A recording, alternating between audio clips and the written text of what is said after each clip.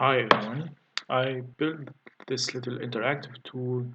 I called it Flatten the Curve. It shows how the curve got flattened during the last month based on the rate of infection and rate of recovery. And that's how I usually is a curve of epidemic is drawn. If you are interested, that's called the SIR model, which is a system of differential equation, and the curve is not more than a numerical solution for the number of infected people at a given point of time. Uh, this curve usually relates to two parameters. First, the rate of infection and the rate of recovery. The less rate of infection is, the more flat the curve would be. The more the rate of recovery is, and the flatter the curve would be. Unfortunately, we have not much influence on the rate of recovery. It's usually in proportional to the time of recovery, which is on average for the coronavirus for 14 days. So that 1 over 14, it's almost the 7%, and that's how the number came. Uh, and unless you have a treatment or a way to accelerate the treatment, the recovery duration, there is pretty much nothing you can do with this parameter.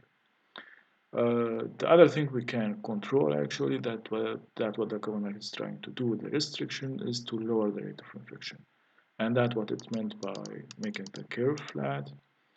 30% was when the virus broke in Germany. 30% almost was the rate of infection. Um, Almost in 15th of March, the first restriction kicked in Germany by closing the kitas, the schools, and so on.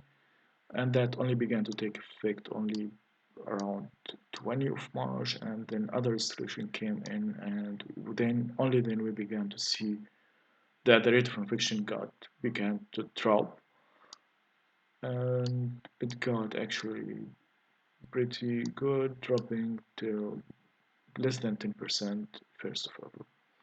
And you see, according to that, once you the rate of infection began to get lower, then the curve got really flat. So the top of it is not not more.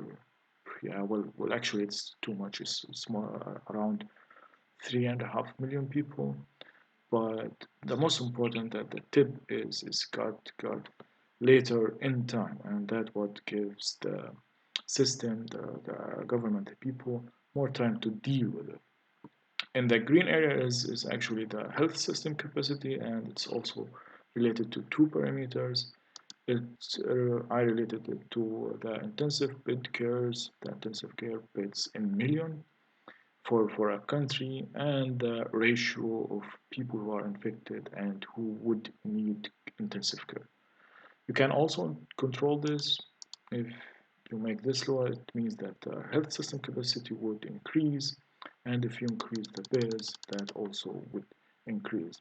I've heard in Germany that increased the intensive care beds from 29.2 per 100,000 capita to almost 49 beds, which makes us 490 beds per million capita, and that would also make the health system capacity even bigger to include the curve.